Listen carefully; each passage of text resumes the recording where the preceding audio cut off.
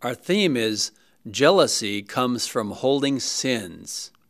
This is our series on Solomon, part 12, from 1 Kings chapter 11, verse 40. Solomon therefore sought to kill Jeroboam. But Jeroboam arose and fled to Egypt, to Shishak, the king of Egypt. And Jeroboam was in Egypt until the death of Solomon.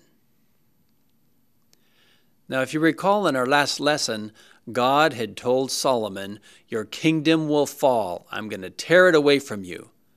But there will be one tribe that would be passed on to Solomon's son." So the kingdom would not fall right then, but later. And as problems kept coming up, there was one major problem. It was a man by the name of Jeroboam. This was a very good worker. He had a position of authority in Solomon's kingdom, and he ran all of his responsibilities very well, in charge of all the people that he knew. And he was a hard worker, did very good, a man of character. So one day Jeroboam was walking along, and this prophet came and took his coat right away from him, started tearing it up, and gave it back in 10 pieces. So Jeroboam looks at this and wonders why this man took his coat and tore it into 10 pieces. And that prophet said, "Jeroboam, you are going to become the king over 10 tribes, and God is going to allow you to be king in northern Israel. And I'm letting you know this now, so you will make sure you continue following the Lord so he can bless you." And then that prophet left. Well, Jeroboam just continued to work, even though he didn't quite understand all of this.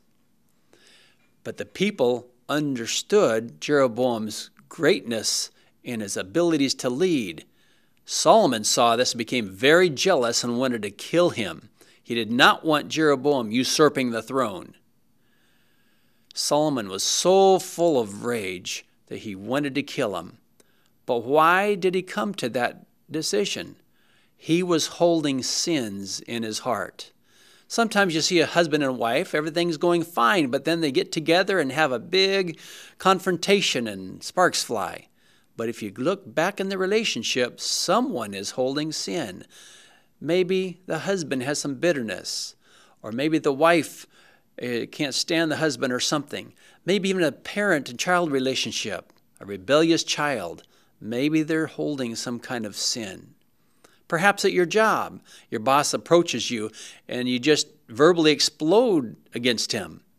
But why is that? Feelings about your boss finally have an opportunity to be expressed? All these different things that happen in our life, our actions show what is already in our hearts. And if our heart is not right, it's not right with the Lord, we're still holding on to sins in our life, it will show forth eventually in our actions. So here Solomon is all upset and jealous of Jeroboam and wants to kill him. But the reason is there is guilt in his heart, and he knows he is not loyal to God. But we need to make our heart right, because wrong hearts always affect people. And we need to make our hearts right. God will forgive when we do. And then we can have peace, and the actions will actually please the Lord. Well, come back again tomorrow for the last part of Solomon's life.